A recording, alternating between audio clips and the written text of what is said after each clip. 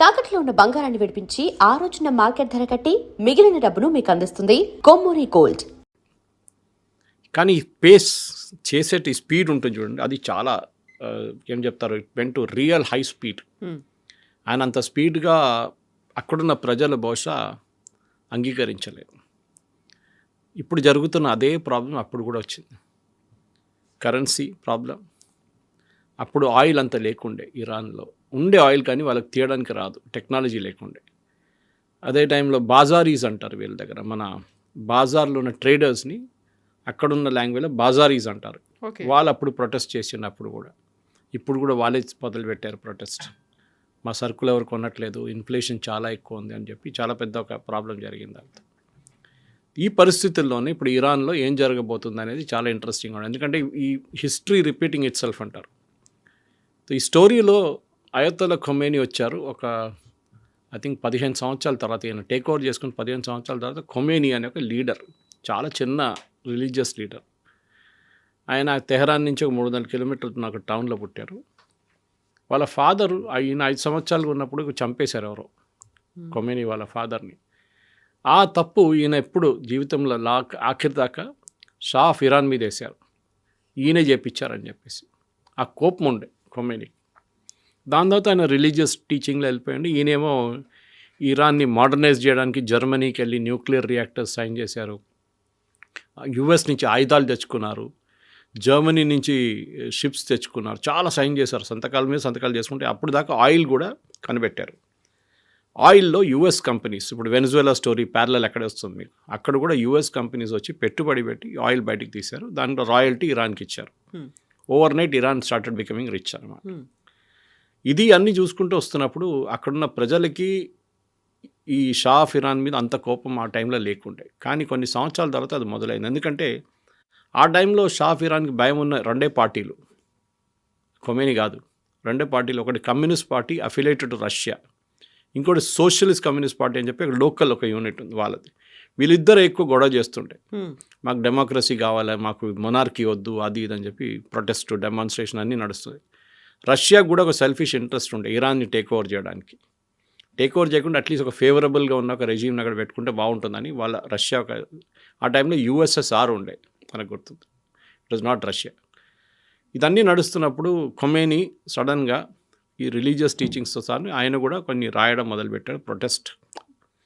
ఆయన అక్కడి నుంచి ఇరాక్కి తగిలించేశారు, షా ఆఫ్ ఇరాన్ బ్యానిష్ చేసేసారు, డిపోర్ట్ చేసేసారు ఇరాక్లో ఒక ఫేమస్ టౌన్ ఉంది, కోమ్ అనుకుంటా, Qom, yes, it is a very important Shiite place వాళ్ళ కోసం, షియైట్స్కి. అక్కడ అక్కడ ఆయన వెళ్ళి మళ్ళీ ఇదే రిలీజియస్ టీచింగ్స్ మొదలుపెట్టారు. ఆయనకు ఒక 20-30 స్టూడెంట్స్ ఉండే, వాళ్ళని డైలీ అడ్రస్ చేయడము. ఆయన ఇంటికి వెళ్తాడు, మస్జిద్కి వస్తారు, మళ్ళీ మద్రసాకి వెళ్తారు, మళ్ళీ రిటర్న్. ఆయన లైఫ్ ఒక స్టాండర్డ్ అయిపోయింది అనమాట. కొన్ని సంవత్సరాల తర్వాత ఇరాన్లో మళ్ళీ గొడవలన్నీ మొదలైనాయి, షా ఆఫ్ ఇరాన్ వ్యతిరేకంగా. అక్కడున్న ప్రజలు మేము తట్టుకోలేకపోతున్నాం, చాలా రేట్లన్నీ ఎక్కువైనాయి, అది ఇది అని చెప్పి గొడవ చేయడం మొదలుపెట్టారు. This is somewhere around I think 65-70 నుంచి మొదలైంది ఈ ప్రాబ్లం. దాని తర్వాత రెగ్యులర్గా ప్రొటెస్ట్ డెమాన్స్ట్రేషన్స్ అది ఇది మొదలైనప్పుడు అక్కడున్న ఆర్మీ కాల్పులు జరిపారు, చాలామంది చనిపోయారు దాంట్లో, రెగ్యులర్గా నడుస్తుండే. And mostly they were all communist, చేసిందంతా కమ్యూనిస్ట్ వాళ్ళ మీద ఫైరింగ్ చేశారు. ఒకటో రెండోసారి రిలీజియస్ వాళ్ళ మీద కూడా ఫైరింగ్ జరిగింది. కానీ అన్నిటికంటే పెద్ద డెమాన్స్ట్రేషన్ ఎప్పుడు జరిగిందంటే, అయతొల్లా ఖొమేనీ వ్యతిరేకంగా అక్కడున్న ఒక లీడింగ్ న్యూస్ పేపర్లో ఇరాన్లో, తెహరాన్లో ఒక ఆర్టికల్ వచ్చింది. న్యాచురల్లీ అక్కడున్న రూలింగ్ పార్టీ అంటే షా ఆఫ్ ఇరాన్ అప్రూవల్ లేకుండా ఆర్టికల్ రాదు అది. దాంట్లో ఈయన ఆ పని చేస్తున్నాడు, ఈయన రెవల్యూషన్ తీసుకొస్తున్నాడు, ఈయన షరియా లా తీసుకురాబోతున్నారు, మనుషుల్ని ఉరి తీసేస్తారు రోడ్డు మీద అని చెప్పి చాలా మటుకు పెద్ద ఆర్టికల్. దాని వ్యతిరేకంగా ఒక ప్రొటెస్ట్ డెమాన్స్ట్రేషన్ జరిగింది. దాని మీద కూడా కాల్పులు జరిపారు అక్కడున్న ఇరానియన్ పోలీస్. దాంతో ఇంకా ప్రొటెస్ట్ ఎక్కువైంది. లాస్ట్లో ఖొమేనీ ఆ టైంకి ఫ్రాన్స్కి షిఫ్ట్ చేశారు వీళ్ళు, కోమ్ నుంచి. ఫ్రాన్స్లో వీళ్ళేమనుకున్నారంటే, ఫ్రాన్స్ వెళ్ళి కూర్చుంటే అక్కడున్న గవర్నమెంట్ ఈయన మాటలు అసలు they will take it in wrong sense, ఈయన మళ్ళీ అక్కడ జైలు వేసేస్తారు అనుకున్నారు.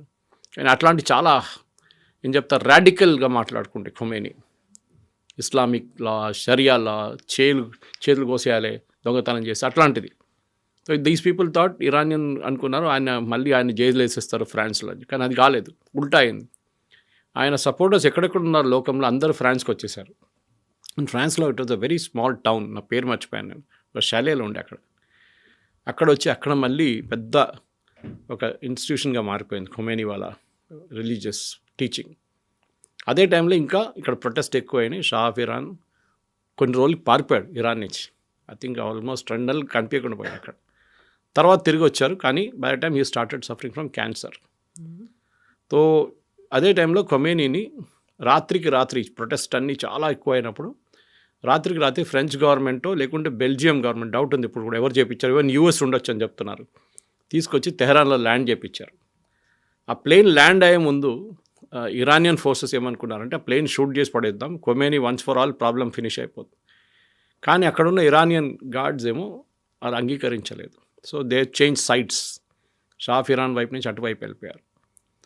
ఈయనేమో షా ఆఫ్ ఇరాన్ ఇప్పుడు కూడా పాత లైఫ్ స్టైల్లో ఉన్నారు, క్యాన్సర్ ఉంది, కానీ ఆయన అంగీకరించట్లేదు దిగడానికి, that he will step down అనేది. లాస్ట్ చేయాల్సి వచ్చింది, పారిపోయారు, ఈజిప్ట్కి వెళ్ళిపోయారు. Okay, there is treatment continued and I think 10 సంవత్సరాల తర్వాత he passed away due to cancer. ఇక్కడ ఖొమేనీ కూడా అంతే, ఆయన కూడా మొత్తం థియోక్రటిక్ స్టేట్ తీసుకొచ్చారు, షరియా లా తీసుకొచ్చారు. షా ఆఫ్ ఇరాన్ ఉన్నప్పుడు పాత ఫోటోలు మీరు చూసుంటారు, తెహరాన్ యూనివర్సిటీ అంతా అమ్మాయిలు మినిస్కర్ట్స్ ఎలా ఉండేవాళ్ళు అని. They used to have that ఒక ఫ్రీడమ్ అనేది ఉండేది, ఆ తర్వాత బుర్కాలు వచ్చేసాయి. మినిస్కర్ట్స్లో తిరుగుతున్న అమ్మాయిలు సడన్గా ఇప్పుడు బుర్కాలు వేసుకోవాల్సి వచ్చింది, ఆ పరిస్థితికి వచ్చేసారు. ఇప్పుడు ఎప్పుడు చెప్తారు life comes a full circle అంటారు. ఇప్పుడు తిరిగి అదే స్టేట్కి వస్తున్నారు. ఇరానియన్స్ అంటారు మాకు ఇది వద్దు, ఈ బుర్కాలు వద్దు, ఈ హిజాబ్లు వద్దు, ఏమొద్దు, we don't want this religion based thing, మాకు మళ్ళీ పెహల్వీని తీసుకురండి అంటే రాయల్ ఫ్యామిలీని తీసుకురండి. ఇప్పుడు అక్కడ వచ్చి ఆగినాం. ఈ మధ్య కాలంలో కూడా అమ్మాయిల్ని చంపేశారు కదా, వాళ్ళ హెడ్ కనిపించేట్టు వాళ్ళ జుట్టు కనిపించేట్టు కూడా వాళ్ళు ఎక్స్పోజ్ చేస్తారు, కేవలం హెడ్ జుట్టు కనిపించేట్టు ఎక్స్పోజ్ చేస్తున్నారు అని చంపేసినటువంటి ఇన్సిడెంట్స్. కరెక్ట్ ఉంది. అది మనం చూసే హిజాబ్ తీసి పడేసిన దానికి ఒక అమ్మాయిని తీసుకెళ్ళి కొట్టి ఆమె తల మీద కొట్టి ఆమెని మొత్తం చంపేశారు, వాళ్ళు చాలా దారుణంగా చంపారు. ఇప్పుడు యుఎస్ ప్రాబ్లం ఎక్కడ వచ్చిందంటే యుఎస్కి ఇరానియన్ ఆయిల్ మీద కన్నుంది. ఇరాన్ రెజీమ్ మార్చొచ్చు కావాలంటే ఎవరు వస్తారు అనేది పెద్ద ప్రశ్న. ఎందుకంటే అక్కడ ఒక గవర్నమెంట్ లేదు, ఒక పొలిటికల్ పార్టీ లేదు. సో ఎప్పుడైనా ఒక రెవల్యూషన్ జరగాలంటే 4-5 మెయిన్ ఫ్యాక్టర్స్ ఉంటుంది.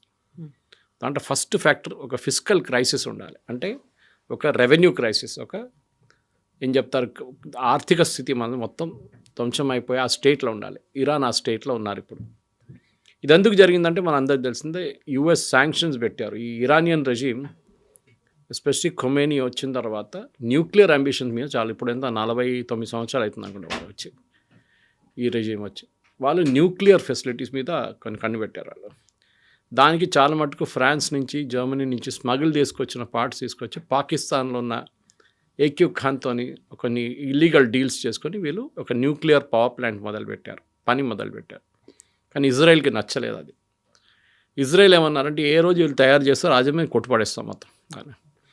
వీరేం చేస్తారు, తెహరాన్ యూనివర్సిటీలో ఫస్ట్ ప్రాజెక్ట్ పెట్టారు. యూనివర్సిటీని ఎవరు బాంబ్ చేయరు కదా అని చెప్పి, కానీ అది ఎక్కువ సక్సెస్ఫుల్ కాలేదు. కానీ దాని తర్వాత వీరు ఒక ప్లాంట్ సెటప్ చేశారు. అక్కడి నుంచి వీళ్ళు న్యూక్లియర్ మిసైల్స్కి మొదలుపెట్టారు.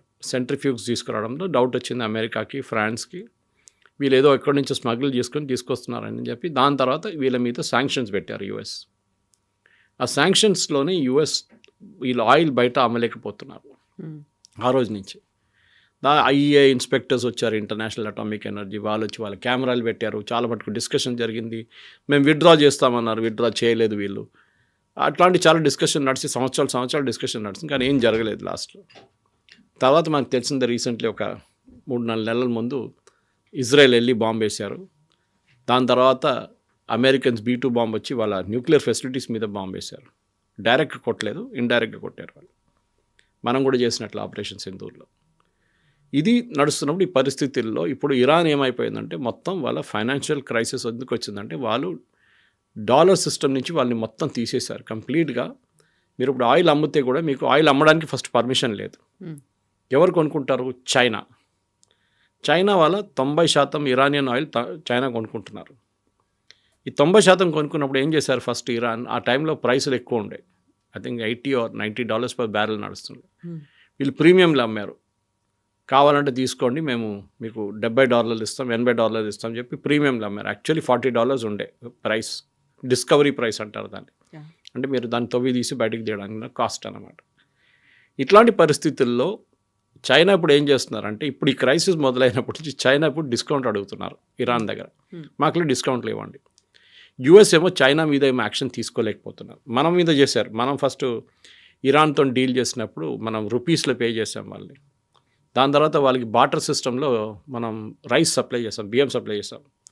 వాళ్ళకి అది తక్కువ పడితే అది కూడా ఇచ్చాం మన ఇక్కడ.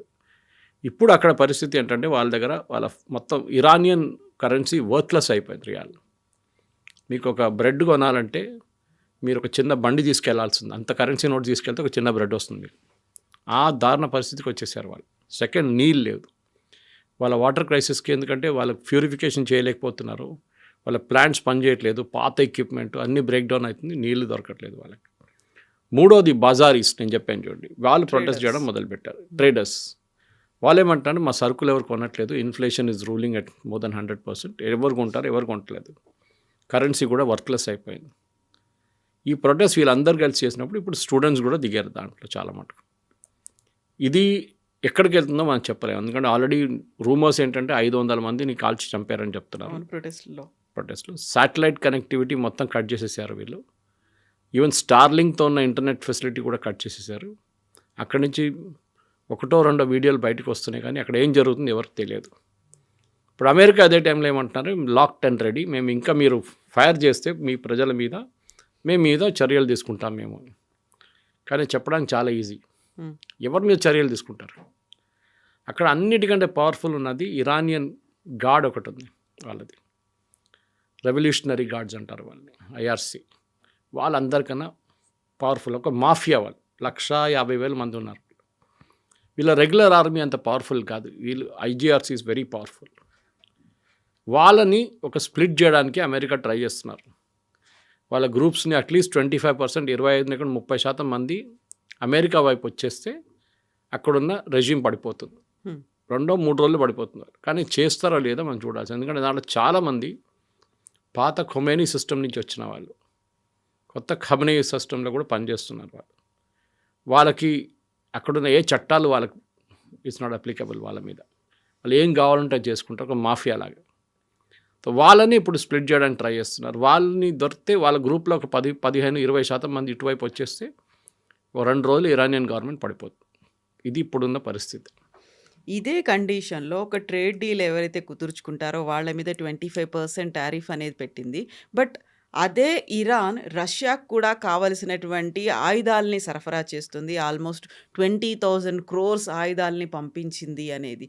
రష్యా ఎందుకు డేర్ చేసింది, ఇరాన్ ఎందుకో భయపడట్లేదు అసలు? ఇరాన్ ఏం చేశారంటే, ఇప్పుడు కాదు, కొన్ని 10-15 సంవత్సరాల ముందు వాళ్ళు మిసైల్స్ తయారు చేయడంలో మొదలుపెట్టారు. కొంచెం టెక్నాలజీ వాళ్ళు పాకిస్తాన్ వైపు నుంచి తెచ్చుకున్నారు. చాలా మటుకు టెక్నాలజీ నార్త్ కొరియా దగ్గర నుంచి తెచ్చుకున్నారు. అప్పుడు నార్త్ కొరియా దగ్గర ఇప్పుడు కూడా మిసైల్ టెక్నాలజీ ఉంది వాళ్ళ దగ్గర. అది కాకుండా లోకల్గా కూడా వాళ్ళు డెవలప్ చేయడం మొదలుపెట్టారు. మీకు పేరు గుర్తుంటుంది దీంట్లో, సులేమానీ అని చెప్పి. He was one of the chief of Iran's project. ఆయన ఒకరోజు అమెరికా వాళ్ళు చంపేశారు.